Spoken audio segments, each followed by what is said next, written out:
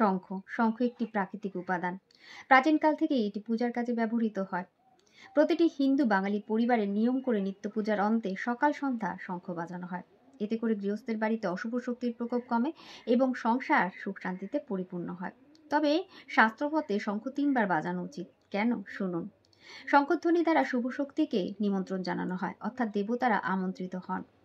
প্রথমবারে শঙ্খধ্বনিতে সৃষ্টির দেবতা ব্রহ্মাকে, দ্বিতীয়বারে শঙ্খধ্বনিতে স্থিতি বা রক্ষক দেবতা বিষ্ণুকে এবং তৃতীয়বারে শঙ্খধ্বনিতে ধ্বংস বা সংহারের দেবতা মহাদেবকে আহ্বান করা হয়।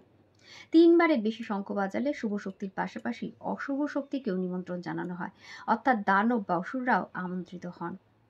আসলে এই হিন্দু শাস্ত্রমতে সমুদ্র মন্থনকালে অসুরেরা ৪ বার শঙ্খধ্বনি দ্বারা অসুররাজ বলিকে নিমন্ত্রণ পাঠিয়ে জাগ্রত করেছিলেন। তাই ৩ বারের বেশি শঙ্খ বাজালে সৃষ্টি, স্থিতি, বিনাশের দেবতা ব্রহ্মা, বিষ্ণু, মহেশ্বরের পাশাপাশি অশুভ শক্তিও নিমন্ত্রণ পেয়ে গৃহে প্রবেশের প্রবেশাধিকার পেয়ে যান। ফলস্বরূপ পরিবারে নেমে আসতে পারে অশুভ শক্তির প্রভাব।